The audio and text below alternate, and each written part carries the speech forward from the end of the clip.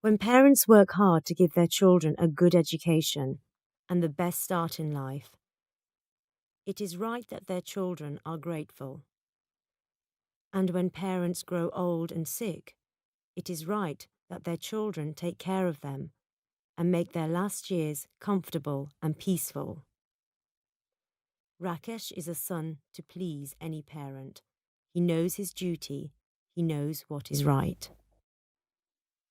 When the results appeared in the morning papers, Rakesh read them, in his pyjamas, at the garden gate. Then he went up the steps to the veranda where his father sat drinking his morning tea, and bowed down to touch his feet. "You did well, son?" his father asked, smiling and reaching for the papers. "At the top of the list, Papa," Rakesh said quietly. "First in the country." The whole house went wild with excitement. The family sang and danced. All day long, visitors came to the small yellow house at the end of the road to congratulate the parents, clap Rakesh on the back, and fill the house and garden with the sounds and colours of a festival. There were flowers and sweets, party clothes and gifts, anxiety and temper and happiness, all in a colourful rush of proud feelings and shining views of a bright new future. Rakesh was the first son in the family to receive an education, and his parents had gone through such hard times in order to afford the fees for school and medical college. Now, at last, all their suffering seemed to be worth it.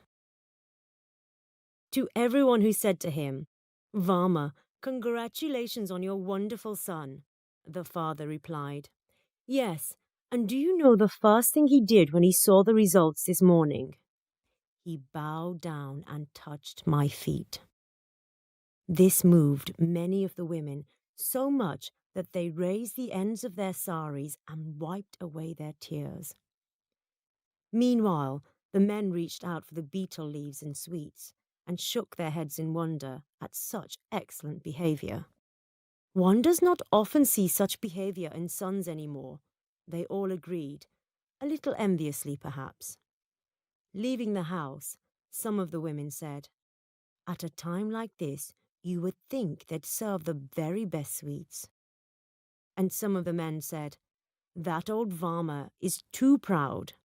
He needn't think we've forgotten that he comes from the vegetable market himself. His father used to sell vegetables, and he's never seen the inside of a school." But there was more envy than dislike in their voices, and this was not surprising. Not every son in that poor suburb at the edge of the city was going to shine as Rakesh shone, and who knew that better than the parents themselves? And that was only the beginning, the first step in Rakesh's climb to the top, when he became both famous and wealthy. He went to work in the best hospital in the USA. That was what his father learned to call it. Not America, which the uneducated neighbours called it. The American doctors said wonderful things about him, and all this was passed back to his proud family. What was more, he came back.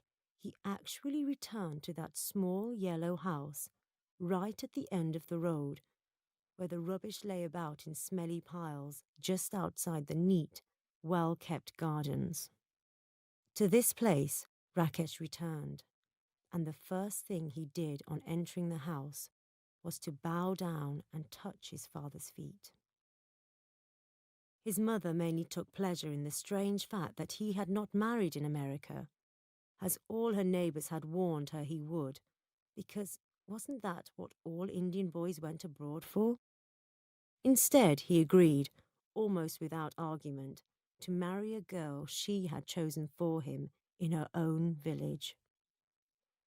A plump and uneducated girl, it was true, but so calm and obedient that she just became another daughter of the house, seemingly too lazy to even try and make Rakesh leave home and buy his own house, as any other girl would probably do.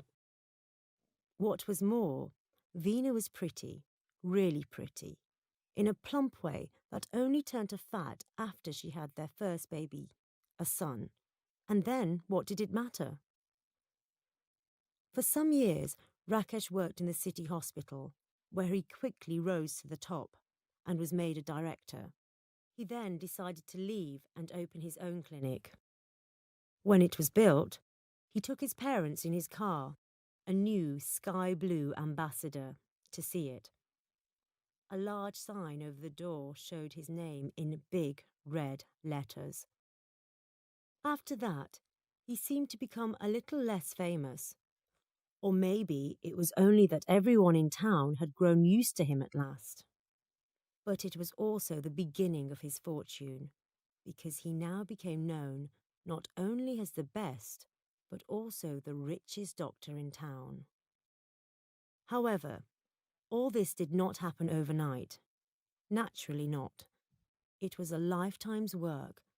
By now, Rakesh's father had become an old man and had retired from his job selling lamp oil in a shop, which he had done for 40 years. Rakesh's mother died soon afterwards, with a sigh of happiness, because it was her own son who took care of her in her last illness and who sat rubbing her feet at the last moment. Not many women had had a son like that.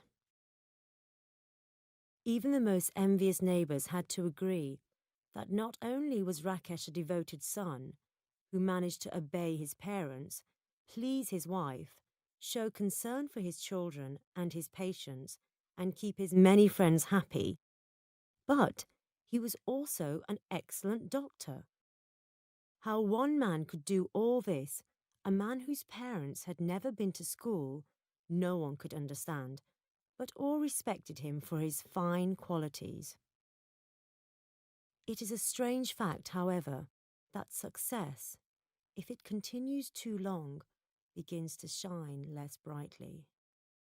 The once proud father no longer took any interest in his famous son's work. After his retirement and the death of his wife, the old man very quickly went to pieces, as they say. He fell ill so often and with such mysterious diseases that even his son no longer knew whether he was ill or just pretending in order to annoy everybody. He sat on his narrow bed for most of the day and developed another annoying habit of stretching out and lying absolutely still, allowing the whole family to think he was dead. And then suddenly sitting up and spitting out a big mouthful of beetle juice at them all. He did this once too often. There had been a big birthday party in the house for the youngest son, and the celebrations had to stop suddenly when Veena discovered, or thought she discovered, that the old man, stretched out on his bed, was dead. The party broke up and the laughter turned to tears, until the old man sat up and Veena received a mouthful of red beetle juice right on the front of her new sari. After that, no one much cared if he sat up on his bed, spitting, or lay down flat, grey as a dead man. Except, of course, for that jewel among jewels, his son, Rakesh. It was Rakesh who brought him his morning tea and sat on the edge of the bed in his pyjamas to discuss, or rather, read out the morning news to his father. It made no difference to him that his father's only reply was to spit. It was Rakesh, too, who, on returning from work at the end of the day, persuaded the old man to come out of his room and take the evening air in the garden on the veranda. On summer nights, he ordered the servants to carry the old man's bed onto the grass, and he himself helped his father down the steps and onto the bed for a night under the stars. All this was very pleasant for the old man. What was not so pleasant was that Rakesh even began to control what his father ate. One day, the father ordered Veena to make suji halwa, a rich sweet, and was really sick after eating it. Later, Rakesh marched into the room, not respectfully, but with the confidence of a famous doctor, and said firmly, "No more halwa for you, Papa.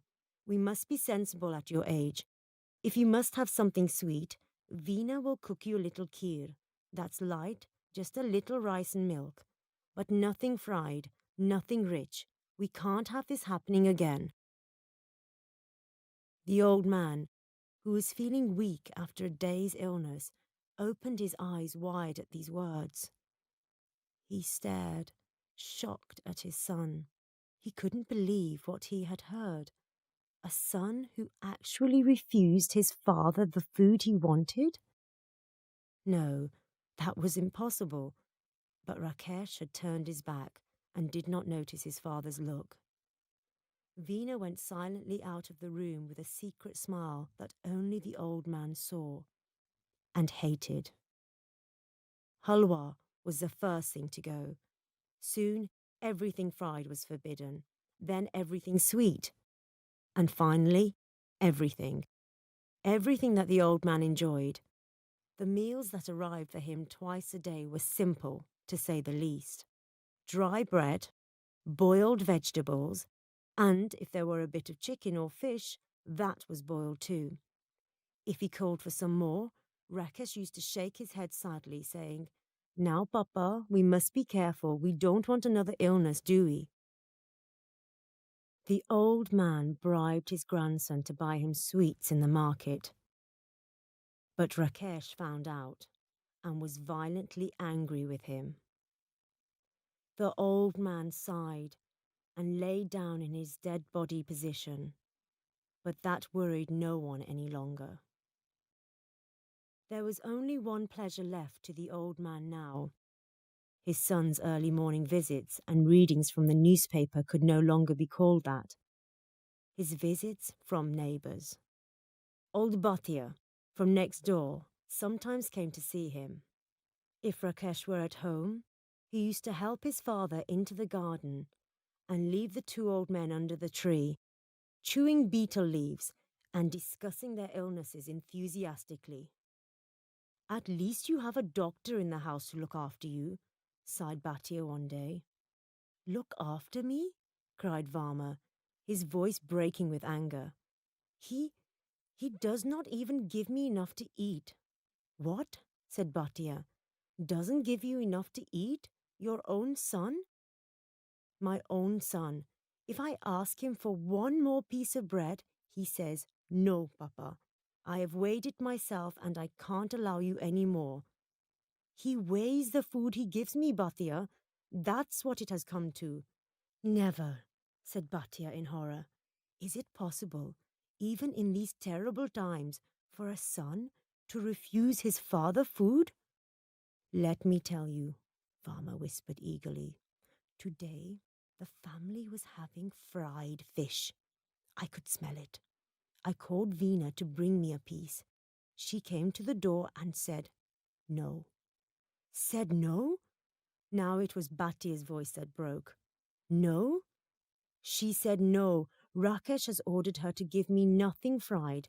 No butter, no oil." "No butter, no oil? How does he expect his father to live?" "That is how he behaves.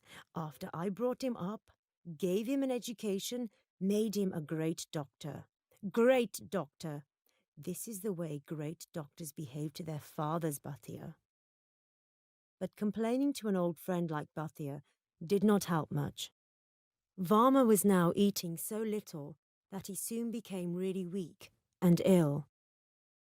Rakesh made him take all kinds of medicine instead of the natural foods that Varma wanted. The old man began to feel frightened and helpless. He begged Rakesh not to make him take any more medicine. "Let me die," he cried. "It would be better. I do not want to live if all I get to eat is your medicine." "Papa, be reasonable. I leave that to you," the father cried. "Let me die now. I cannot live like this." Rakesh left the room, and the old man heard him say, laughing, to someone outside the door, "Lying all day on his pillows, fed every few hours by my wife's own hands, visited by every member of the family daily, and then he says he does not want to live like this? The medicine he had to take was not completely useless. It kept him alive, long after he stopped wanting to live. In the evenings that summer, the servants used to carry out his bed, with him on it, and put it carelessly down on the veranda. In answer to his complaints, they said the Doctor Sahib had told them he must take the evening air, and the evening air they would make him take. Then Veena, that fat, smiling, silly woman, appeared and piled up his pillows so high that his back ached. "Let me lie down," he begged. "I can't sit up any more." "Try, Papa. Rakesh says you can if you try," she said, and went off to the other end of the veranda to listen to love songs on the radio. So there he sat, like a dead body, cold and stiff, watching his grandsons playing cricket on the grass and terrified of getting a ball in his eye. At last the sky blue ambassador arrived. The cricket game stopped at once, and the doctor, the great doctor, all in white, stepped out. Someone ran up to take his bag, others to walk up the steps with him. His wife turned down the radio and called out to offer him tea or a cold drink. But he did not reply or even look at her. Always a devoted son, he went first to the corner where his father sat stiff and silent, staring at nothing. "Papa," he said lovingly, sitting on the edge of the bed and reaching out to rub his father's feet.